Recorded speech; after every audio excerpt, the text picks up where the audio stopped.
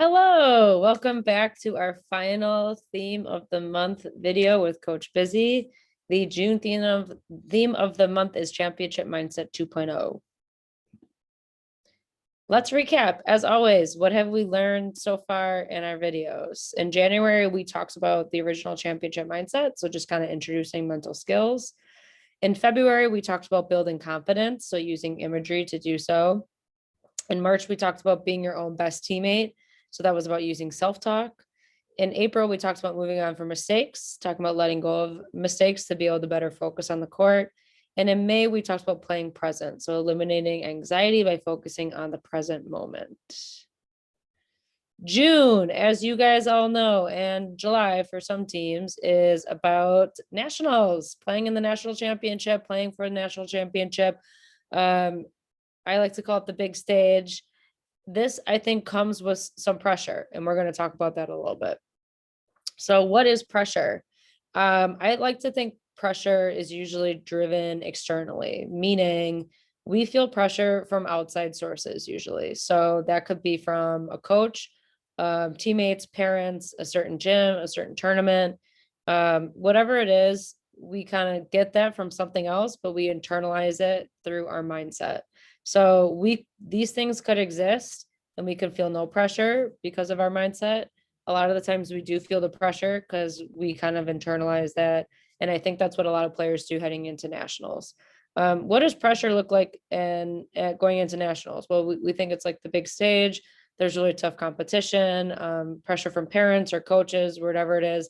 That can lead to feeling anxiety and feeling low confidence.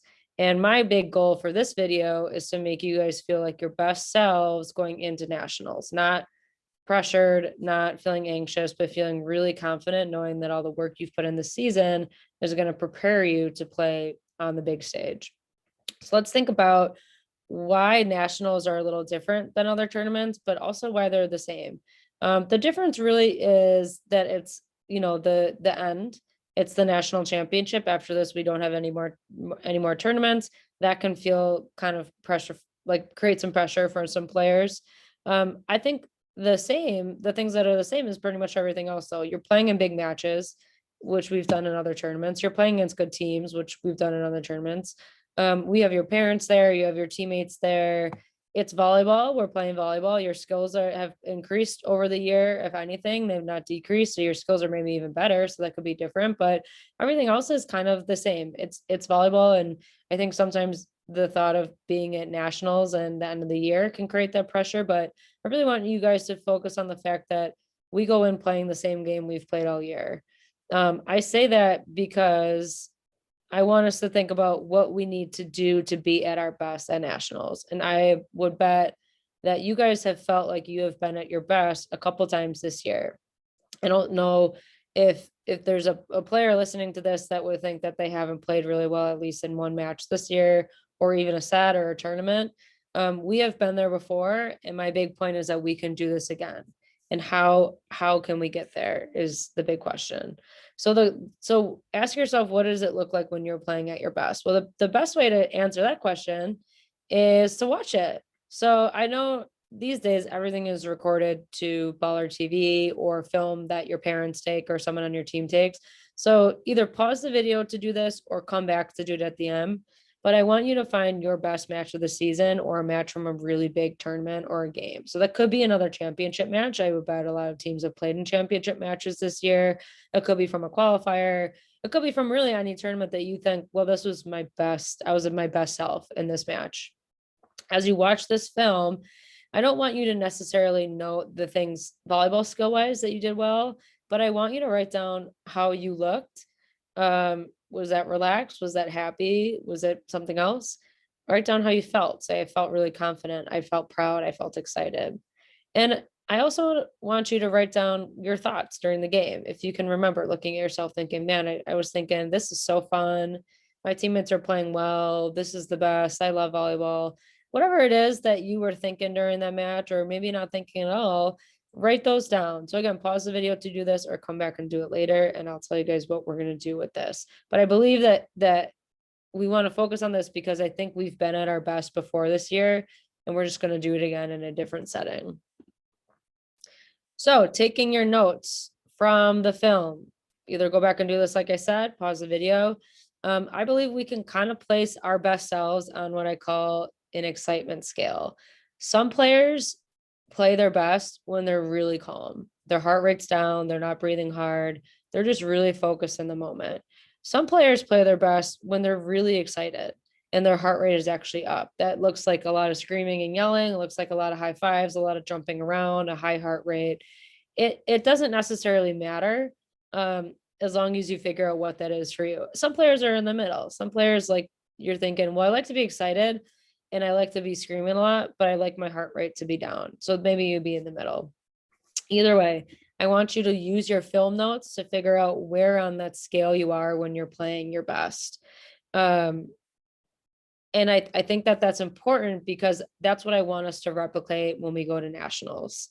That exact same mindset. We don't have to do anything different to play at our best just because it's nationals. If you know where you are when you play at your best, we're going to just do that again and we're going to do really, really well.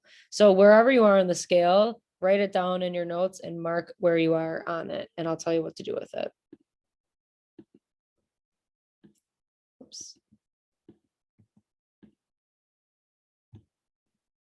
Oh, there we go. Okay. So if you're thinking, well, I'm playing at my best when I am calm, when my body's calm, when my mind is calm, my heart rate's down, I'm not the type of player that needs to be moving a lot.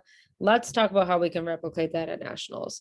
So for the calm body, I want you guys to use warm-ups, use pauses in the game, use the flight out, use the hotel room to work on deep breathing. Deep breathing is so important in lowering our heart rate and making sure everything feels really good and calm. One way I like to do deep breathing is hand breathing. It's really easy because you can do it in the middle of the game just by looking at your hand and do one quick deep breath.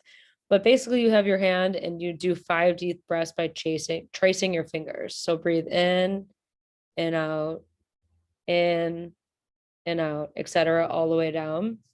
If you want to do the full hand, I would say use warm ups or maybe on the flight or in the hotel. If you want to do it quickly, just look at your hand and maybe trace a finger to slow your heart rate down. If there's other deep breathing exercises you've done before, I think a lot of people like to use square breathing where you breathe in for 4 seconds, hold for 4 seconds, out for 4 seconds, hold for 4 seconds. Either way, whatever it looks like for you to incorporate that, definitely do it not just in the games, but leading into it so you can kind of practice it as well. Again, if you're the type of player that thinks I looked really calm when I'm at my best, I want to be calm at nationals, use your notes from your film to incorporate some of that calming self-talk so you have a calm mind too. So if you wrote down that you looked confident and calm and relaxed, simply say to yourself, I'm calm, I'm confident, I'm relaxed.